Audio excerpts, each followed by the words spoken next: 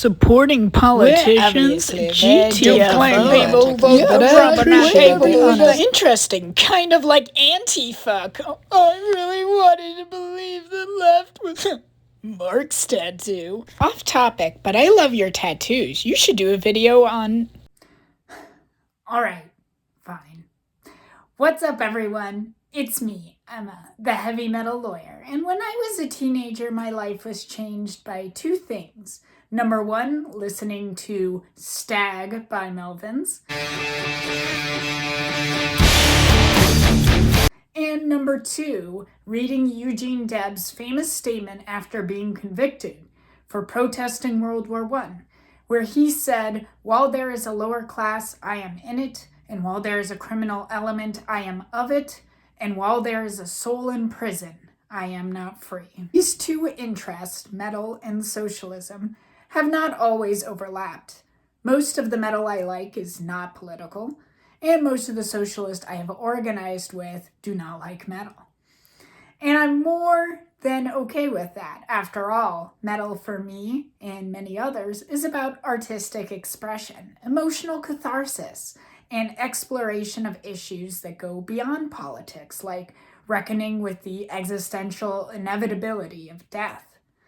And there are plenty of bands out there with good politics where I think the music is boring or worse, and I'm not going to listen just because I agree with their lyrical message.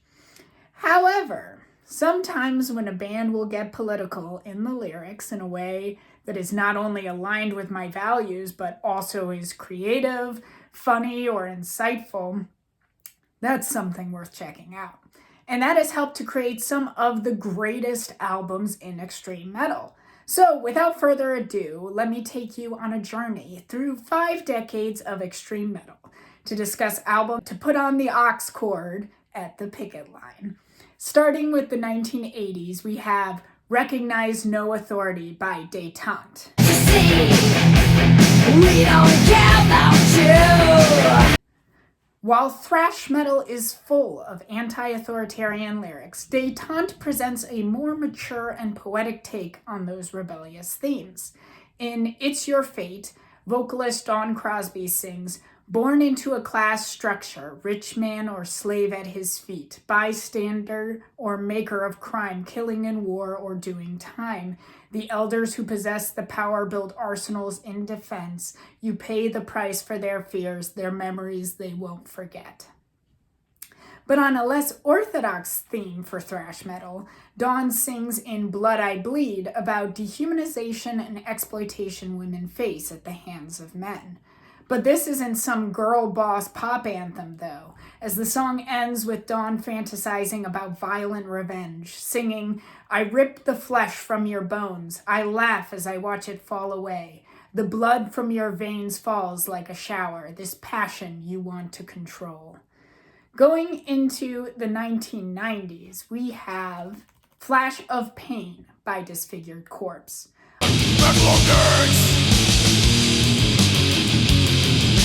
Of course, for 90s left-wing metal, we had to go with a crusty death grind album. But rather than giving y'all a Napalm Death album that you already know, how about checking out this debut full-length album by Czech Titans Disfigured Corpse? Despite the name, the band's lyrics aren't about gore, but about emotions and politics, especially a fierce hatred of neo-Nazis and war. In a bizarre phenomenon surprisingly common in countries victimized by Nazism in Central and Eastern Europe, Czechia unfortunately has had a large neo-Nazi presence, especially among the military and especially after the fall of communism. But just like Nazi punks were told to fuck off by the dead Kennedys in the US and Napalm Death in the UK, Disfigured Corpse carried the banner to scream at them and kick them out in the Czech Republic. For the 2000s, I'm sure I've talked about this album in other videos, but hey, it's worth talking about again and again and again. Asleep in the Ashes by Nux Vomica.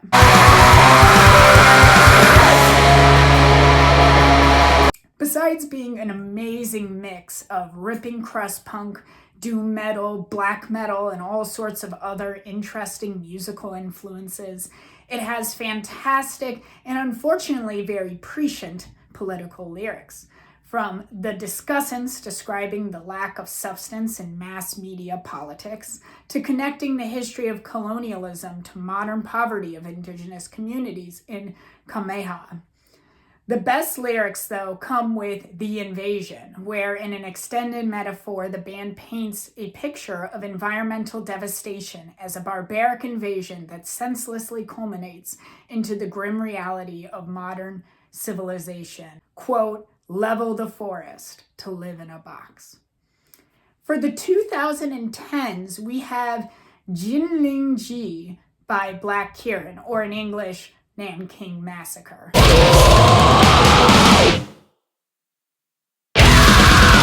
Melodic black folk metal band out of Changchun, Black Kirin alternates between instrumentals and morbidly romantic musings on one of the greatest atrocities in Chinese history.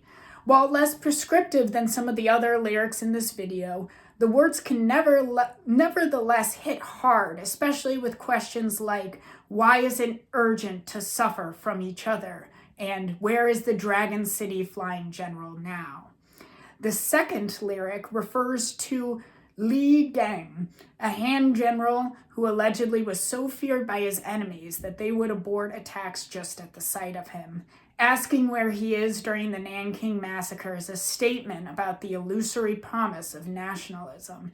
The massacre happened right after the retreat of the National Revolutionary Army, the far right-wing Chinese nationalists resisting the Japanese. And last, we have the 2020s. While there has been a few left-wing takes on raw black metal and war metal, like Death Fucking Wound, Spectral Decay, and Insurrect, for obvious reasons, I'm going to talk about the demo by Bogside Sniper Squadron. Forgot I was going to put this on. It really doesn't. That line about, obviously I'm going to go with Bogside Sniper Squadron doesn't really make sense when you don't see me wearing this.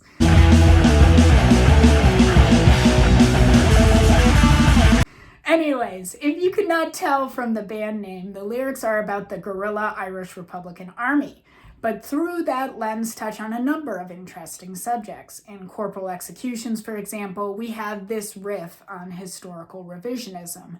No terror today at the service of Kevin Brady. As volunteers display, history will say, victims of the IRA, but let the world see.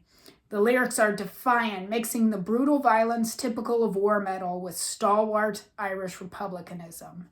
Soldiers' ashes rain from the sky. How many more will you send here to die? So what are your favorite left-wing metal bands and albums? Let me know in the comments. And if you like this video, please like and subscribe. Thanks.